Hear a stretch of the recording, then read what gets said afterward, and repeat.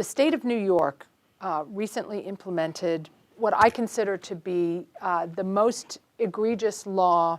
Not only allows the issuance of driver's licenses to illegal aliens and others who can concoct an identity, but also greatly restricts access of every immigration enforcement agency to their motor vehicle databases. It is very important, and I'll tell you, it's I can't have enough strong reaction. It's reckless, it's irresponsible, it's politics at its worst. I'm telling you, I'm telling American people that this policy by New York will absolutely make this country less safe. From a law enforcement perspective, I try to break it down as simplistic as I can.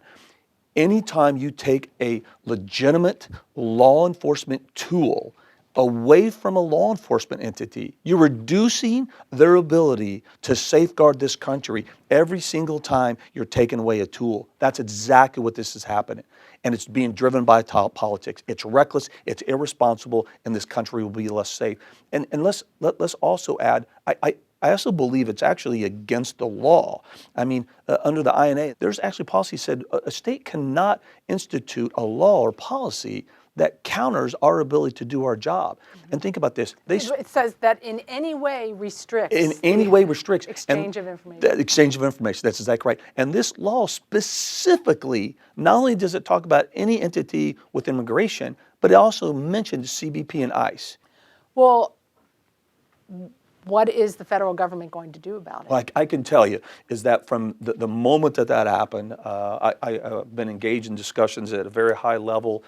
We are absolutely looking at all options, both within DHS and also within components with CBP. I've asked my folks to take a hard look at this. What are the options that we can do to make sure that we close this loophole in any way within our current legal framework? And I'm going to push hard to make sure that we counteract this horrendous, irresponsible, and reckless law by the state of New York.